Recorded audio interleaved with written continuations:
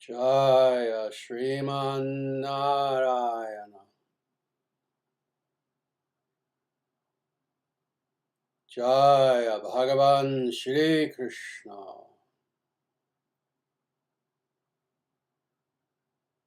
Jaya Shri Guru.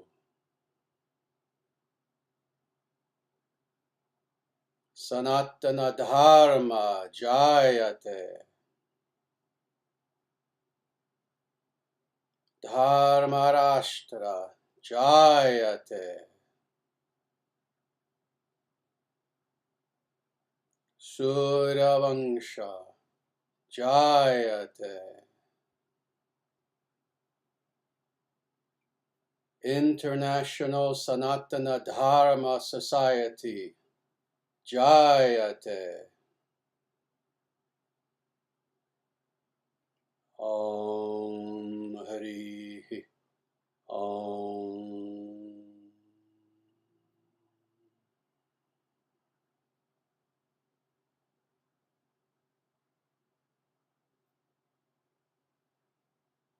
Namaste everyone. Jaya Sriman Narayana. It is absolutely my pleasure to be here with you this evening. What is evening, at least for us here in the Vedic heartland in Omaha, Nebraska. It is my pleasure to be here with you. And what you are experiencing is what is called a satsanga. This is a traditional Vedic gathering in which we discuss the Vedic scriptures. We have questions and answers, etc. And this is something that we do as a live stream every week. This is presented to you by very specifically a movement that constitutes the most cutting edge, the most important Vaishnava Dharma movement on the face of the earth, bar none. The very tip of the spear as far as introducing Vedic spirituality and Vaishnavism to the totality of the world. And this is known as the International Sanatana Dharma Society. So again, it is my pleasure to be here with you. And what we're going to be looking at today are several verses from a Purana that is very rarely commented upon, very rarely looked at. It's called the Kurma Purana. Kurma being one of the avatars of Sriman Narayana. And it is wonderful. You've heard me say this again and again and again. And if you have been with me for some time, you have also seen me prove this again and again and again. And that is that from Rig Veda to Bhagavad Gita, and quite literally every Vedic scripture in between. So all four Samhitas, the Brahmanas, the Aranyakas, the Upanishads, the Puranas, the Sutra literature, etc., etc., etc. What we see is that they all speak with one voice. They all speak with one voice, with one united voice. And what this one united voice says is that there is ultimately one supreme being, and that supreme being, while known by several different names, the highest name for the supreme being is Sriman Narayana. This being the case, the very height, the very apex of Sanatana Dharma is what is called Vaishnava Dharma. And that is what we are. We are Vaishnavas, and we are individuals who are indeed devoted completely to Sriman Narayana.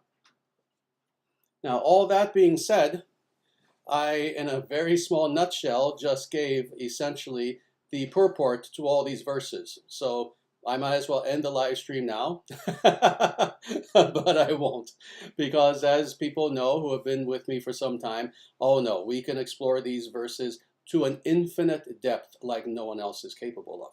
So we will indeed do this. So we're going to be looking at several verses from the Kurma Purana. And again, what this evening's talk is who is the Supreme Person, very specifically. Let me talk about that for a second, actually, before we dive into these verses. You know, I'm someone who I have been on the quote-unquote Hindu quote-unquote scene, the Vedic scene, the Vaishnava scene, etc., for 47 years. I began practicing Vaishnavism when I was approximately 10 years old, something like that. 10, 11, and 12 was when I began to formulate my beliefs, etc. So I've been on this path for quite some time. And what I've seen is that very sadly, like with so many aspects of Sanatana Dharma, there is so much confusion that is there, so much unnecessary confusion that has arisen only in the last several centuries about literally everything about Sanatana Dharma, what it even is, what it represents, etc. And this is one of the questions in which there is unnecessary confusion. That is, who is the Supreme Being? First of all, is there a Supreme Being? Well, let me answer that very quickly. According to Sanatana Dharma, all of Sanatana Dharma says yes. So there's no question. There is no atheism in Sanatana Dharma. So there is a Supreme Being. There is a Supreme Person. But now that begs the question, who is that person?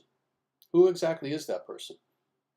It's interesting that there even should be debate about this. Because again, for those of you who have been with me, listened to my lectures for decades now, you've seen that we've looked at a vast array of Vedic scriptures.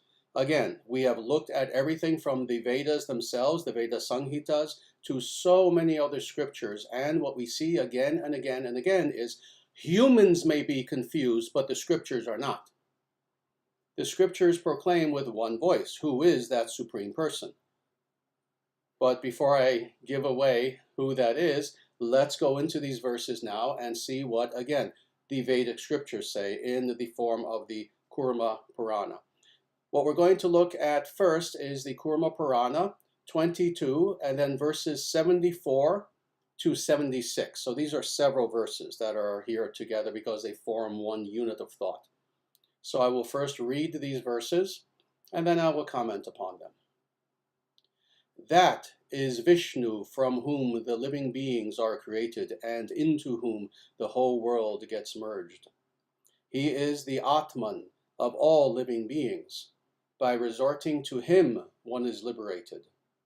They call him the greatest deity beyond the imperishable and the deity resting in the cavity of the heart. He is the highest bliss, the great firmament. He is remembered as Nārāyaṇa. He is ever transcendental, unrestricted by conditions, perpetual bliss, and absolutely pure. Very nice. So indeed, this is one of the Vedic scriptures, Kurma Purana, and it's answering the question in as direct a way as possible. You see, this is the thing that is so wonderful about the Vedic scriptures. Again, this is part of one of the curses of the interface of modernity with Hinduism, is that sadly so many people are under the false impression that the Vedic scriptures are vague, that they're a mystery, that they're so esoteric that, oh, you can interpret them in 100 million ways and blah, blah, blah. People didn't believe that in the past, meaning, oh, several hundred years ago. Again, this is one of the curses of modernity, that sadly we believe in radical subjectivism. So that is the idea that everyone has an opinion and every opinion is valid. And that's simply not the case. That's simply not the case. The Vedic scriptures are quite clear. Now, there are some areas in which they are indeed esoteric, but for the most part, their goal is not to cover up the truth, but to reveal the truth in a very upfront sort of way. So we can see here that this Vedic scripture does not play games. It says precisely who is that Supreme Person. And now I will answer the question from before. That Supreme Person is Vishnu, is Nārāyaṇa, who is synonymous. Vishnu and Nārāyaṇa, these are just two names for the same Vishnu Tattva, the same one Supreme Being, Supreme Person. That being said, now let's go through these several verses a little bit. So, that is Vishnu, from whom the living beings are created. So let's stop here. This is one of the hallmarks by which we can know indeed who is the Supreme Person. Janma yasya yataha, it says in the Brahma Sutras very specifically. That is, it gives a definition of God. For those who have not read the Brahma Sutras, and 99.9% of individuals who sadly drone on and on about Vedanta, they haven't read the Brahma Sutras, which is the main textbook of Vedanta.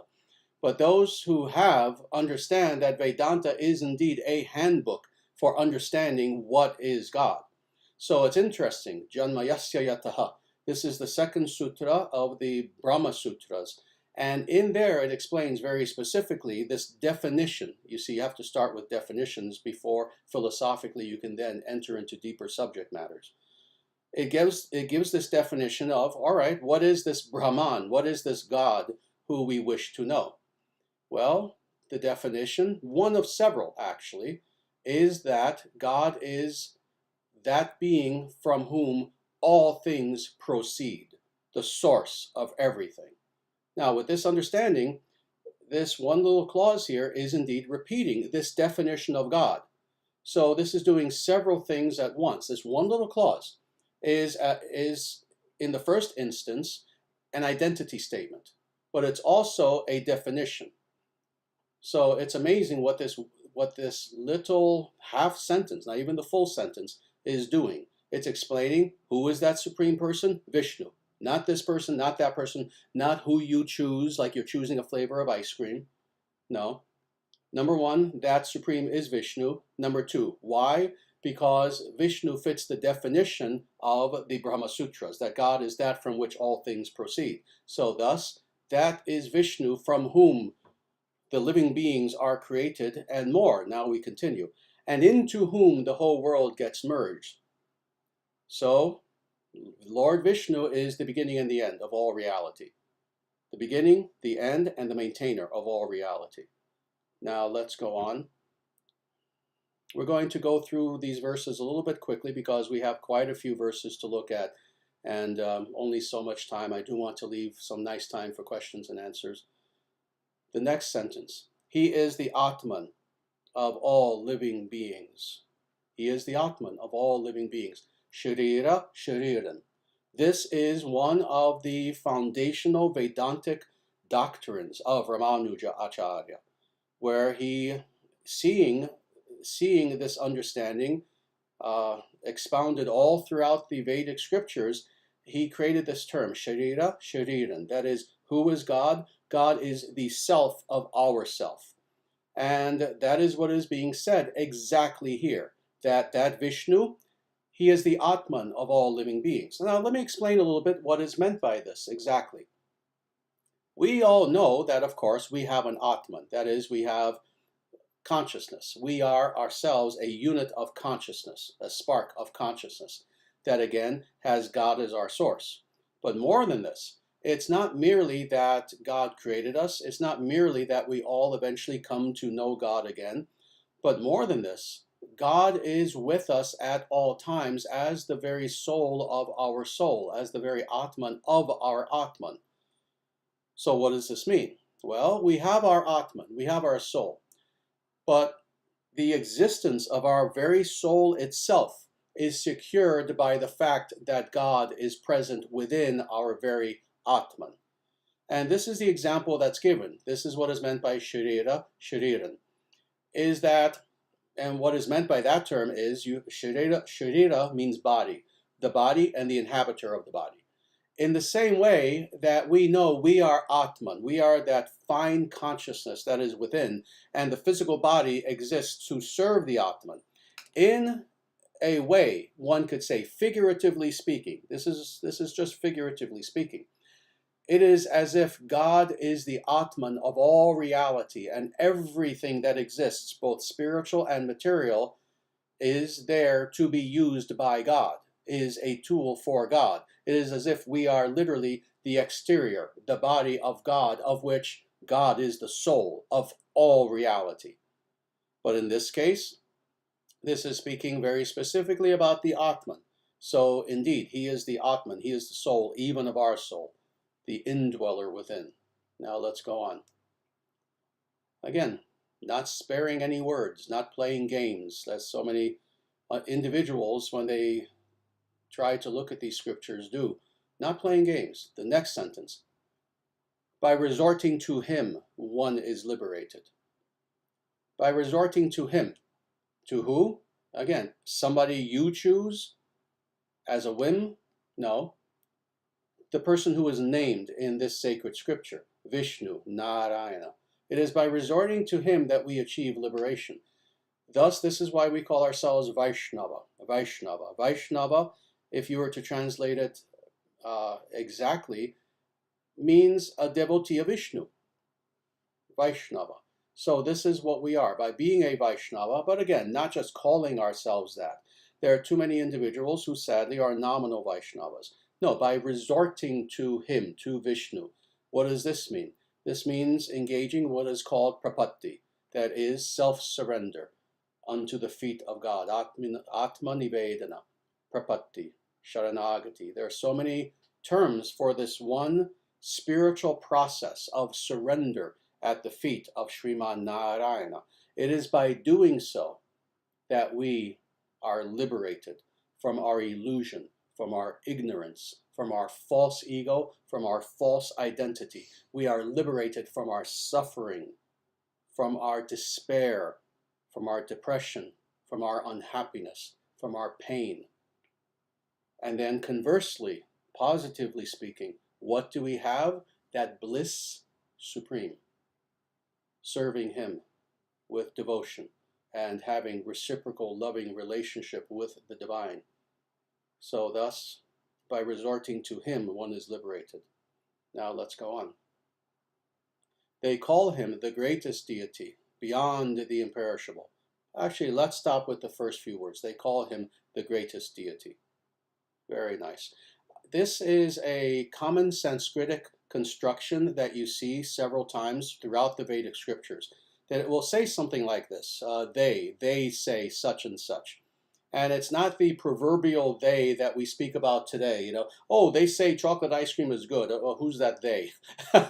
It's not a vague sort of they like this. When the Vedic scriptures use this specific construction, they're talking about the rishis.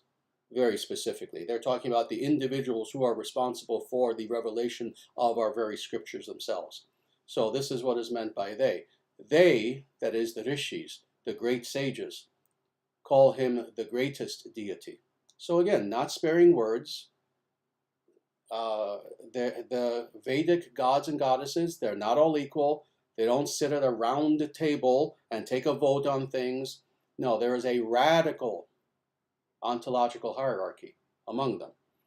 And in that ontological hierarchy, Vishnu is not only above every other god and goddess, every other deva and devi in existence, but he is infinitely beyond them. So he is the greatest. Now, they call him the greatest deity beyond the imperishable. Interesting. What is meant by this?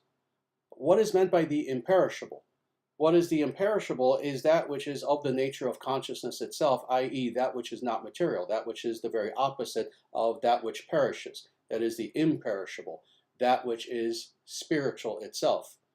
Amazingly, this verse is saying that Vishnu is beyond even the spiritual. Now, how can that be said? Very simply, you remember what I said before, and Krishna confirms this in Bhagavad Gita, that Vishnu is the source of all the spiritual and material worlds. This being the case, he's not only beyond the material, he's beyond even the spiritual in the generic sense of that term. That is, he's beyond all of the individual Atmans. He's beyond even Vaikuntha, being the source of even Vaikuntha itself, the very purpose of Vaikuntha's existence, etc. So it's amazing. He is beyond even the imperishable. And this is a juxtaposition, what is going to be said now. And the deity resting in the cavity of the heart. Did you get the juxtaposition? See, again, it's so easy, isn't it? If a person even reads today any of the Vedic scriptures, it's so easy to just kind of read right through this and not notice anything. This is what is called a juxtaposition. And it's amazing when you contemplate this, that Vishnu, let's revisit this, is beyond the imperishable. This is inconceivable. And yet he is within the cavity of the heart. This is the most amazing thing, that this being who is the source of all reality is out there. Yes, he is out there. It's not that he isn't, but he is also here as well. And that juxtaposition of the infinite, inconceivable greatness of Vishnu then juxtaposed with the fact that despite that greatness, he resides within the heart of every living being. If you actually contemplate this, it's amazing. It's amazing to think that this is the nature of God, that God is the greatest, the biggest, and the smallest, that God is beyond everything that is conceivable, and yet God can exist within us as well. And I've spoken about this many times. This is what is known as Paramatman, that God is there as the Antaryaman, as the inner witness who is there within our very heart itself. And this is part of the yoga process and the process of meditation itself. That with meditation, what are we trying to do? First, we are trying to experience God as God is residing there within our very heart itself. And via that Paramatman realization, we come face to face with God himself as God is there residing within the very cavern of our heart. So you see how, again, all the Vedic scriptures speak with one voice. This is the yoga system. This is meditation that's being spoken of here, but in code. He, we go on, he is the highest bliss. That's a given.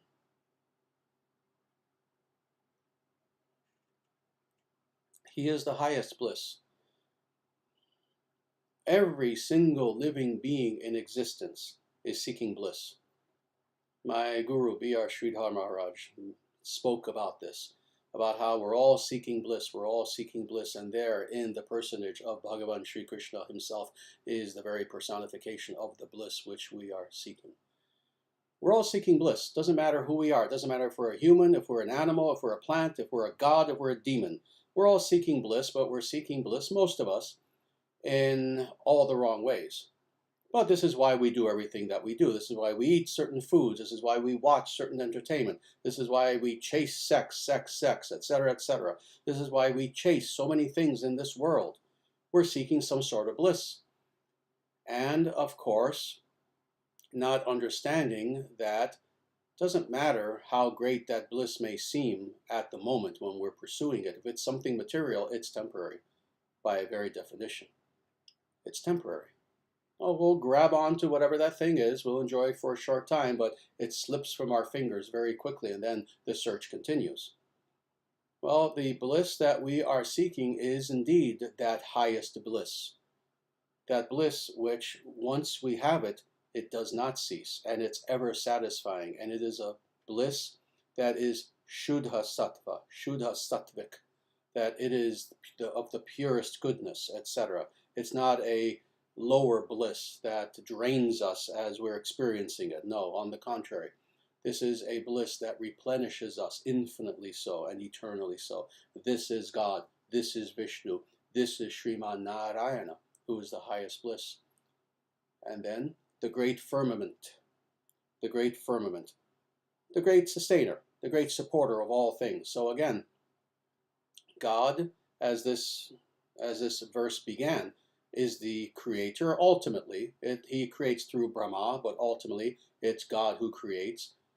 He is the end goal of all existence, but also he is the sustainer of all things. He is the foundation of all of existence. Thus, this is why the greatest name of God in all the Vedic scriptures, so thus in all of reality, is Nārāyaṇa. Nārāyaṇa, the sustainer of all beings. So he is the firmament, he is the sustainer. Now let's go on. He is remembered as Nārāyaṇa. So again, very nice how in this very verse itself, it gives this highest of all names. Vishnu being a more general name, but then again, when we're talking about Vishnu in the highest, God in his highest form, that is Nārāyaṇa. Very nice. So thus, this is why Vaishnavas meditate first and foremost upon that mantra which is revealed throughout the Vedic scriptures, including Srimad Bhagavatam. Om Namo Nārāyaṇaya. This is the mantra that we meditate upon. This is the mantra that is the primary mantra of our movement, the International Sanatana Dharma Society. And this is the mantra which, if meditated upon, will give liberation. Now let's go on. He is ever transcendental. He is ever transcendental. Let me say this again. He is ever transcendental. This is more profound than most people would think. Anyone who is Vedically spiritual will agree with this.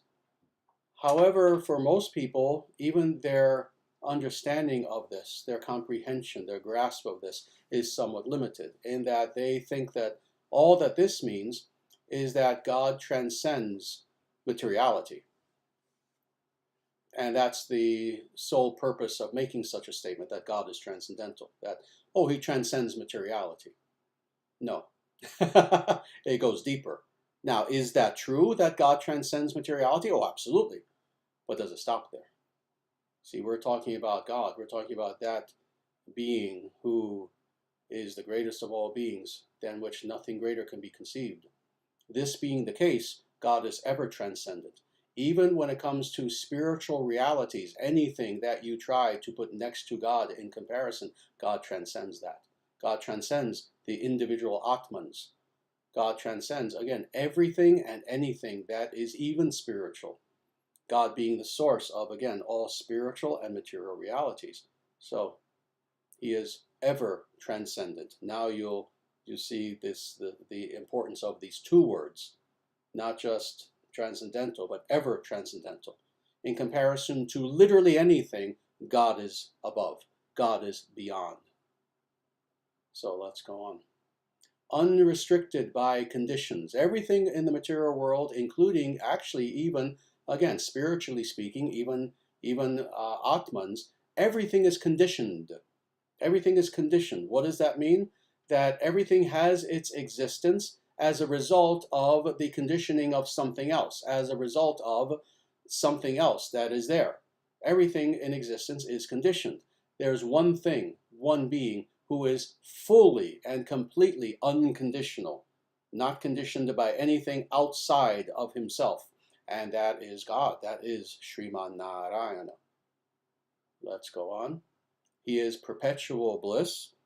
So again, similar to the highest bliss, but with the highest bliss, we're talking about both quantity and quality. We're talking about highest, both as far as ontological strata, but also ontological depth. But now we're saying perpetual bliss, not just highest bliss. With perpetual bliss, what is meant is now also a bliss that is eternal, not bounded by time. This is the nature of God. Let me stop there for a second. This is what again and again and again and again we have to think about, is imagine encountering this being. Imagine encountering this being who is being spoken of here in the Kurma Purana. You see, this is why we strive to be spiritual. And this is why when we encounter people who either are not spiritual or are half trying, it breaks our heart. How sad is this, that there are individuals in this world who don't take this seriously, for whom their goal is not to know God, maybe not even anything spiritual. Their goal is to make a lot of money and die rich. Of course, not bringing that money with them when they do die. How sad is it? Imagine encountering this being who is the highest bliss and perpetual bliss. What more would we want? Indeed, that's the question. That is the question. What more would we want? This is why we are on the path. This is why, since the beginning of time, the greatest people in history, the greatest, the most intelligent, the most disciplined, the wisest, etc., the bravest people in history did everything in their power to strive to know this being. So let's know this being who's being spoken of here.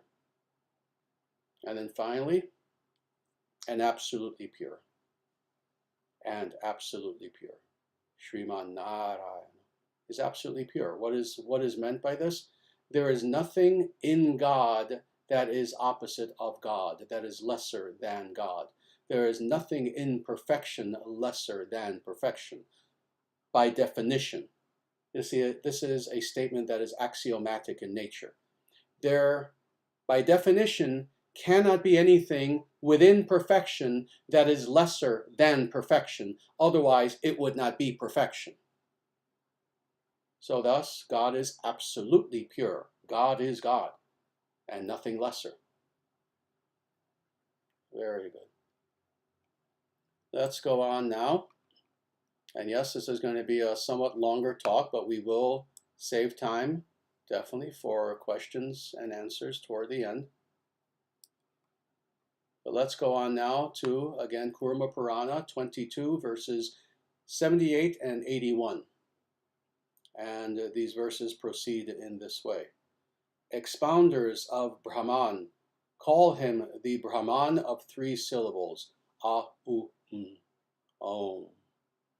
He is Vasudeva, the soul of the universe, the supreme self, and the supreme person. Lord Brahma and even the great Lord Rudra, Shiva, are born from a portion of his personality. This Purushottama, or supreme person, should be propitiated by a man in accordance with the holy duties of his varna and ashrama. He should be propitiated without cherishing any desire in return, and as a sacred vow, vrata, and not in any other way. Very nice. So let's go through this, and I'll try to go through this a little bit quicker because there are a few concepts here that we've gone through many, many times, and while they always bear a little bit of repeating, we won't go very deeply. So first of all, again, given the Vedantic nature of all these verses that are here, now God is being termed Brahman. Brahman is the Vedantic term, that is the neutral philosophical term for the absolute. This is why, interestingly, even in the Sanskrit, the very noun, the word Brahman itself, is a neuter. It's interesting. Sanskrit is the most advanced language on the face of the earth, bar none.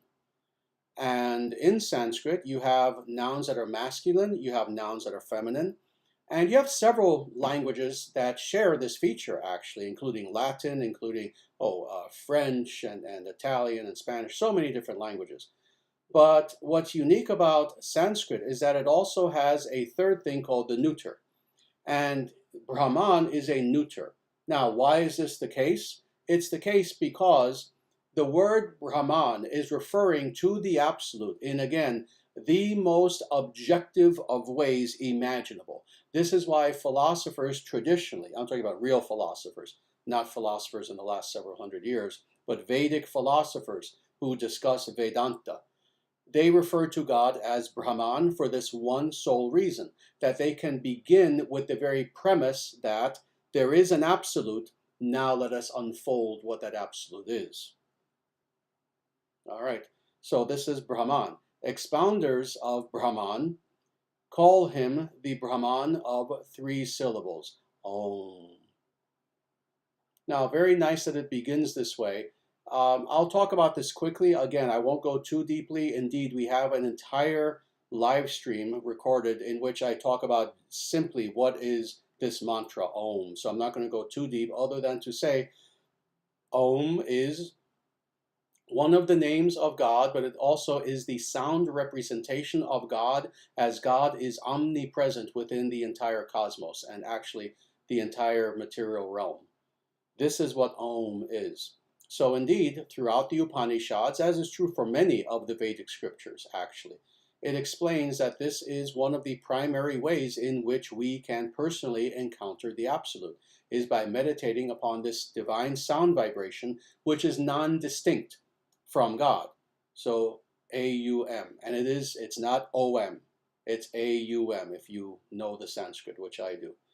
It's by meditating upon this name of God, this sound representation of God, which is itself non-distinct from God, that we can come to know God. Now, what's nice, what is interesting, is that it is not merely Om all by itself, but in actuality, any mantra that also contains this sacred utterance, this sacred sound vibration. So thus, the Gayatri mantra begins with Om, and then all the Gayatri mantras that then expand from the original Brahma Gayatri, and then on top of this, all of the other devotional mantras, again, like Om Namo Nārāyaṇaya, Om Namo Bhagavate Vasudevaya, and on and on and on.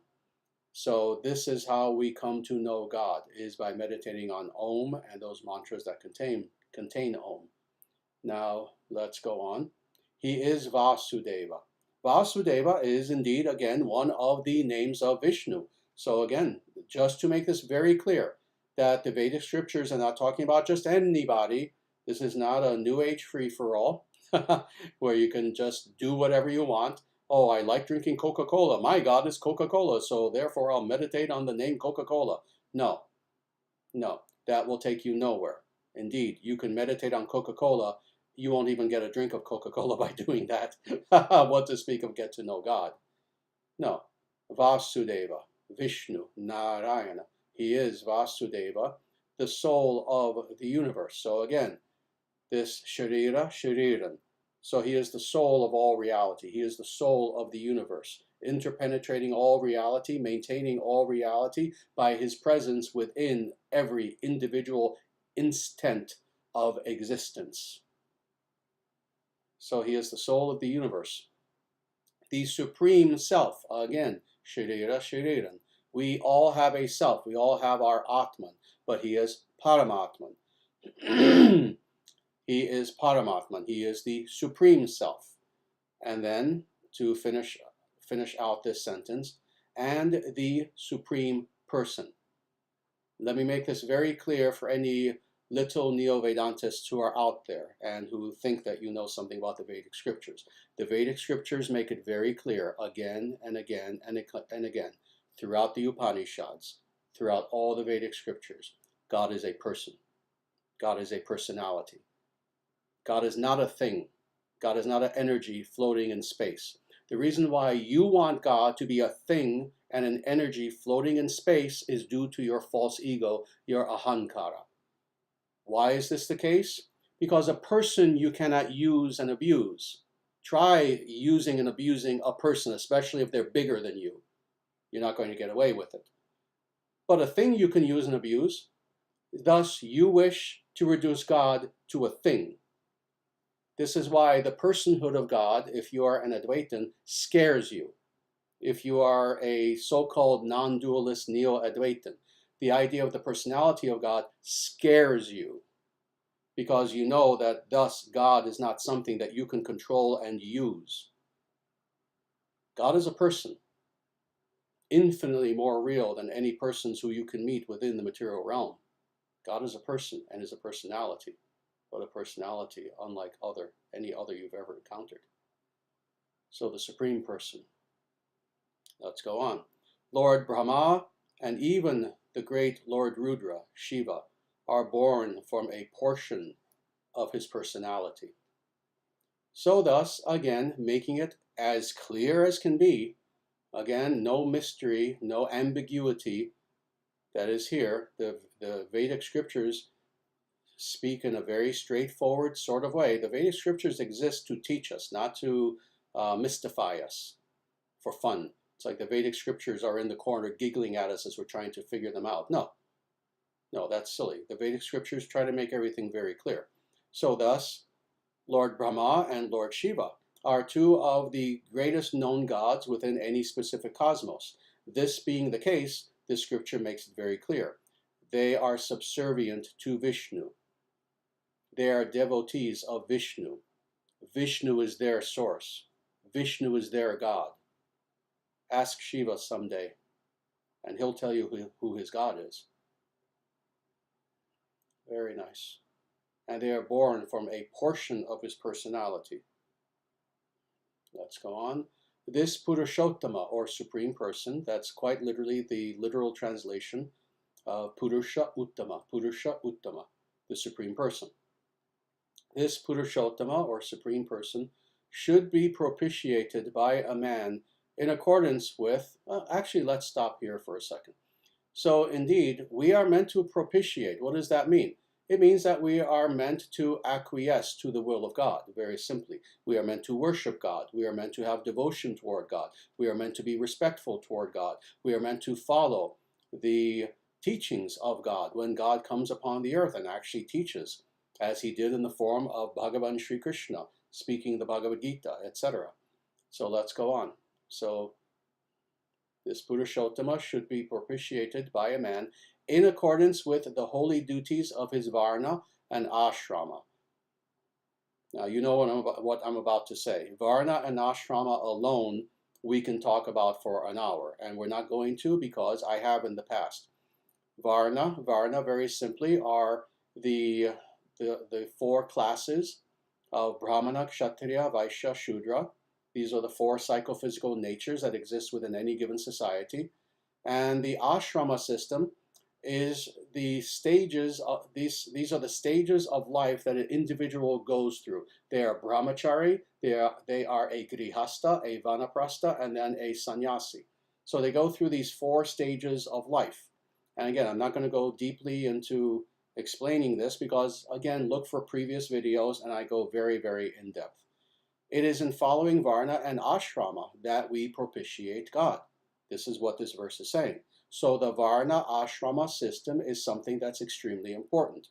This being the case, it is something that the International Sanatana Dharma Society and no other movement upon the face of the earth, the International Sanatana Dharma Society is in the midst of reconstructing, of restoring right now. We are creating the Varna system. We have Brahmanas, we have Kshatriyas, we have Vaishyas, and we have Shudras in the International Sanatana Dharma Society. And they all have their orders. There's a Brahminical order, there's a Kshatriya order, etc. within the ISDS. And then all of our people fall into one of the ashramas or another. So let's go on. He should be propitiated without cherishing any desire in return. Let us pause there for a moment. This is selfless service. This is selfless devotion. This is how we are to know God. We are to know God not merely by, again, propitiating him, but by doing so without wanting anything in return, with pure motivation, out of absolute devotion. Not that we pray to God, oh God, please give me money, oh God, please give me health, oh God, please give me power, etc., etc. And I've said this before. If we need to turn to God for such things, oh, that's fine. Better to turn to God than to be a materialist. If you do need money, if you do need health, etc., oh, pray to God. But the greatest prayer that we can make toward God is, God, how may I serve you? So to propitiate God in such a way that we don't expect a return, but rather just purely we are praying to God. And we do this, continuing, as vrata, as a sacred vow. So in other words, we do this as a sadhana. Let me unpack what is meant by this, because again, two words, sacred vow. A person can read this, go right through it, not understanding that the depth that is here in these two words alone are something that you can explore for a very long time. What's meant by sacred vow? This means that you propitiate God as a sadhana, and not just as a sadhana, but initiated by a guru. It is when you take initiation from an authentic guru, a legitimate guru, someone who truly is for real, who knows God himself. When you do this, you take vows. You take vrata, you take what are called vows, in such a way that now when you practice your sadhana to propitiate God, to know God, to meditate upon God, now it truly bears fruit. So this is what is meant by this. And then finally, this section ends in this very important manner. And not in any other way. And not in any other way. So this, and not in any other way, is referring to two things. It's referring both to this very sentence in and of itself, saying that God should be propitiated without wanting any return and as a sacred vow, but more, it's also referring to everything that we just read. Because this is an entire section, this is an entire stream of thought. This is an entire section of the Kurma Purana that is a unified structure.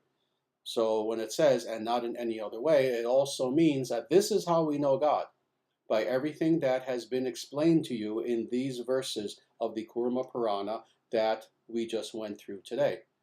So you wish to know God? You really wish to know God?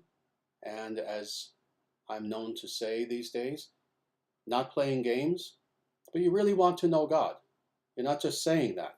Not just saying that because it makes you feel good or it makes you look good in the eyes of others, or oh, it's just a curiosity that will quickly fade away from you. No, you truly want to know God, and this is something that is of prime importance to you.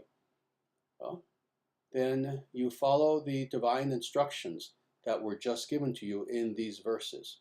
This is how you know God, and there is no other way other than understanding what is the nature of God and then surrendering to that highest, supreme person, Sriman Narayana. So with that, I thank you very much for listening to my pravachana, to my talk on these verses.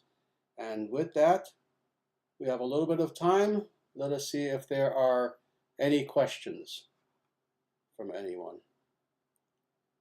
Any sincere questions delivered with humility,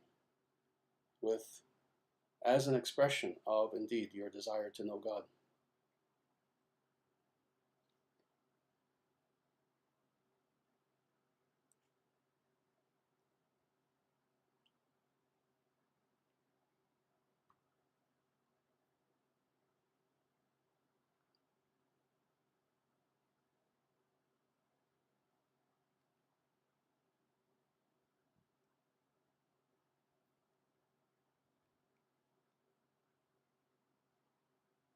Please give me a moment. I'm just looking at the question as all these questions are streaming in.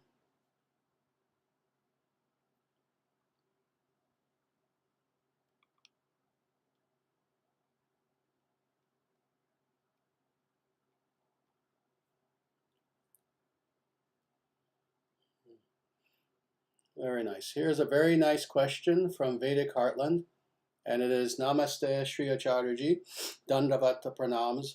Would it be okay to enjoy the temporary blisses while also striving for the permanent bliss? Is such a thing even possible? Thank you very much. Sanatana Dharma Jayate. Very nice. This is a very good, very practical question, actually. And yes, let me address this. There is indeed the permanent bliss, that eternal bliss that is God Himself. But at the same time, indeed, this is a world of bliss, of blisses. I mean, it's also a world of suffering as well. It's a duality. But it's a world in which we are seeking blisses within this world.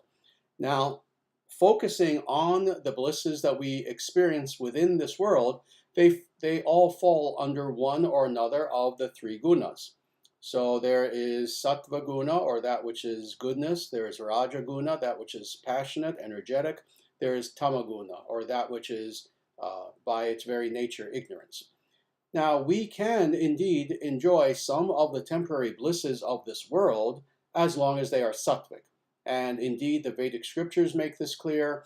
And not just the Vedic scriptures, indeed, the stories that are found all throughout the Vedic scriptures of all the great individuals of the past, whether they are yogis, whether they are kings, etc., etc.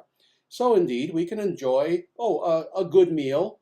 We can enjoy, again, the things of this world, whatever it is, a beautiful sunset, a beautiful sunrise, etc. We can enjoy the material things of this world as long as they are sattvic in nature and we are experiencing them in a very sattvic way. Then there's nothing wrong with this. And more than anything, especially if we inwardly connect those temporary blisses with the absolute bliss, that is God. So, for example, when we're enjoying some wonderful food that is there before us, if it is sattvic food, if we're approaching it in a sattvic way, and more if we connect that bliss of eating that food with God. In other words, understanding that God is the source of that food. We thank God for the food. If we can, we even offer the food to God and then enjoy it as prasada. Then what we're doing is we're enjoying that food, we're having that bliss, but it's connected to God. The same thing with a sunrise, a sunset, the beauty of nature, etc. Well, it's very blissful to be in nature. As people know, I love being in nature. I try to get into nature as often as I can. And it's blissful. But this is what is of importance. You can experience the bliss of nature in and of itself without any appreciation for anything greater, or you can understand that the reason why nature is so blissful is because it has God as its source. And this being the case, you are not only enjoying that bliss of being in nature sattvically, but you're also experiencing it devotionally as well. So indeed, it is very possible to experience all the blisses of this world. But again, sattvically and connected to God. Hope that answers the question.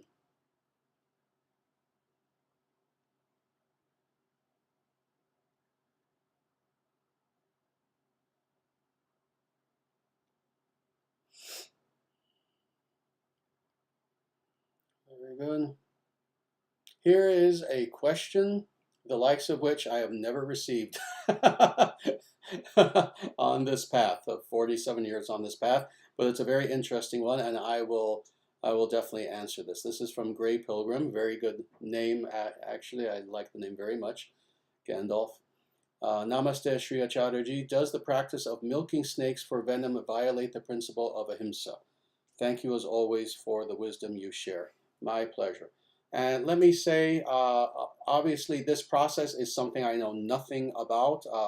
I have heard of it. I know that sometimes snake poison is gotten from snakes for various medicinal purposes, etc. I don't know if it's something that's painful. If it's not something that's harmful to the snake, then no, it's not considered to be something that violates ahimsa. And again, I'm not an expert on what it means to extract venom from a snake exactly and what that entails. But as long as it's not something that harms the snake in any way, as long as it's not painful, etc., then yes, there would be nothing wrong with that. It would be similar, I would think, to extracting milk from a cow. There's nothing painful in the process. There's nothing that harms the cow in any way whatsoever. Indeed, when you are taking, if a person knows what they're doing and they are a sattvic farmer, we're not talking about factory farms or anything like that. If you just have a nice farmer somewhere who respects and loves his cows, it's actually important to remove some of the milk from the cow. Otherwise, the cow overproduces, actually. And to not milk the cow is bad for the cow. So I hope that answers the question. Again, it's outside my area of expertise. I know nothing about extracting snake venom. So hope that answers the question. Very nice. And Solace, Nick is here, and you say, thank you for sharing this wisdom with us, Sri Guru. My pleasure. Nick, I'm very happy that you're here. Give me a moment as I look at the rest of these questions. We don't have a lot of time left.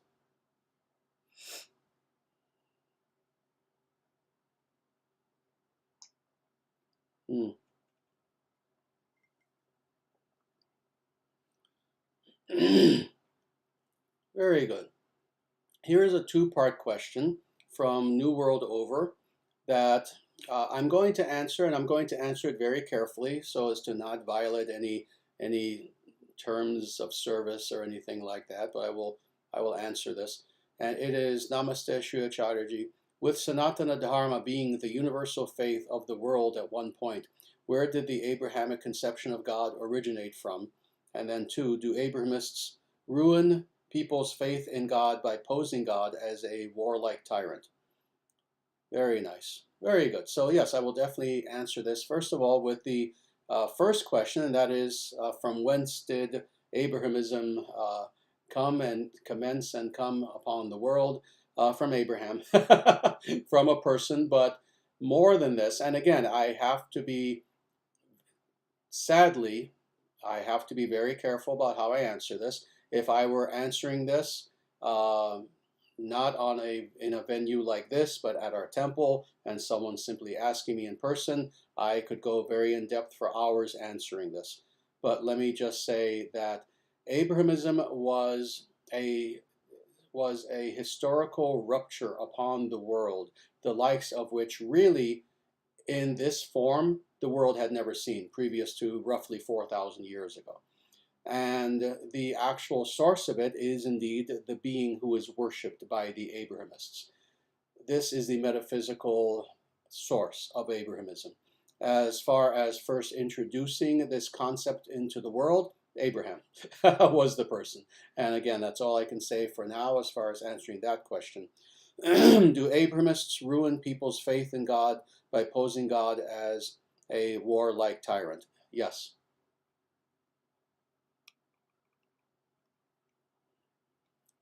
Again, meet me in another venue and I can go infinitely deeper.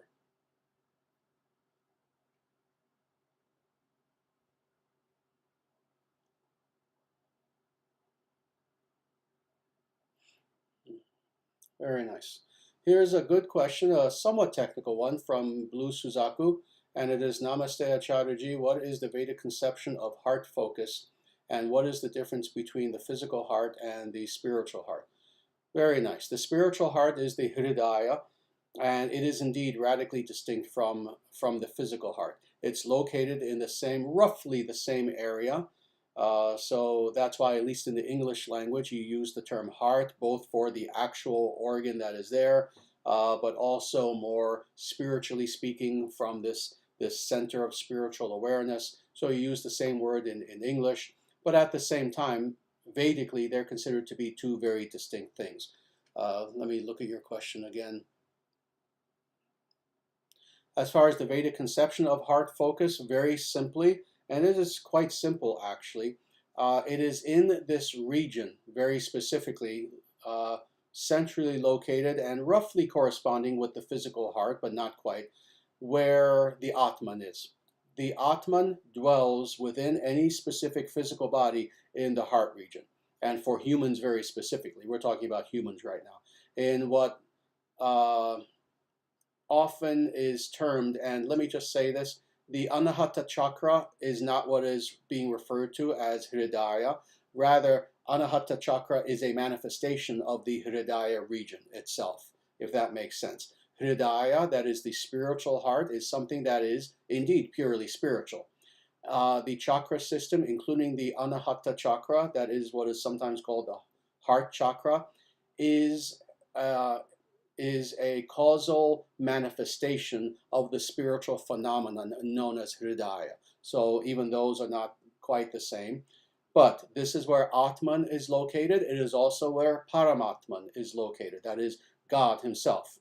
There are two Atmans within us. There is our Atman, ourself, and then there is Paramatman, or God, who is not ourself, but is the source of ourself.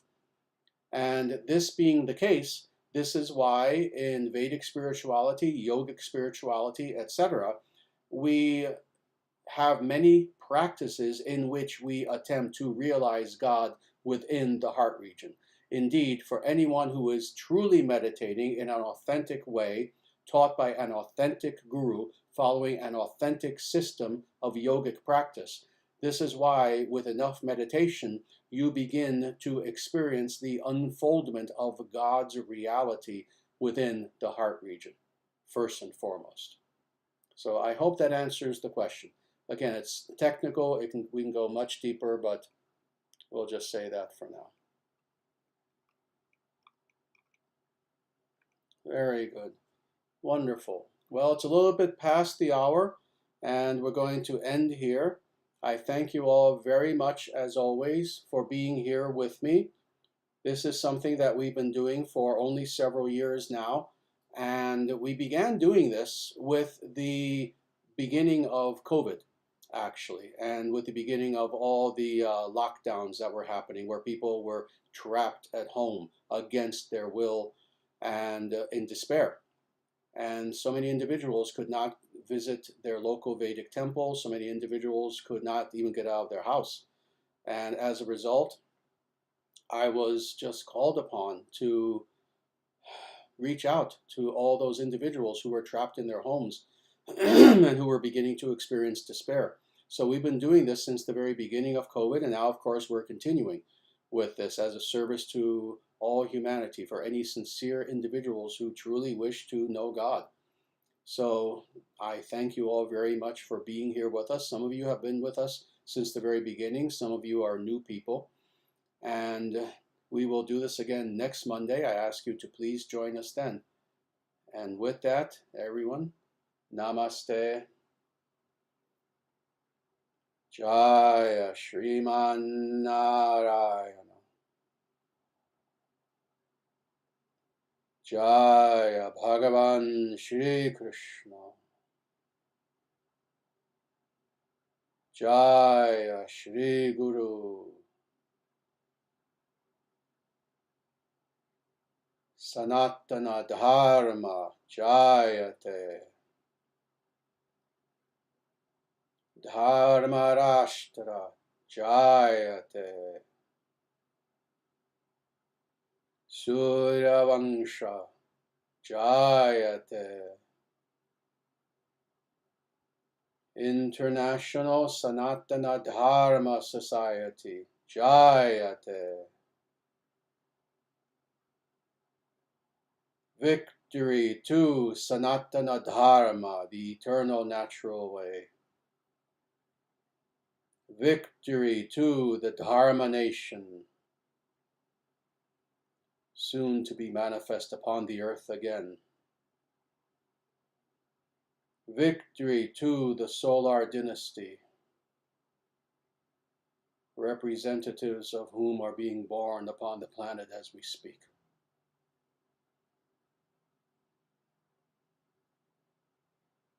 Victory to the International Sanatana Dharma Society. Evam bhavatu. May such victory be so. And so it shall be.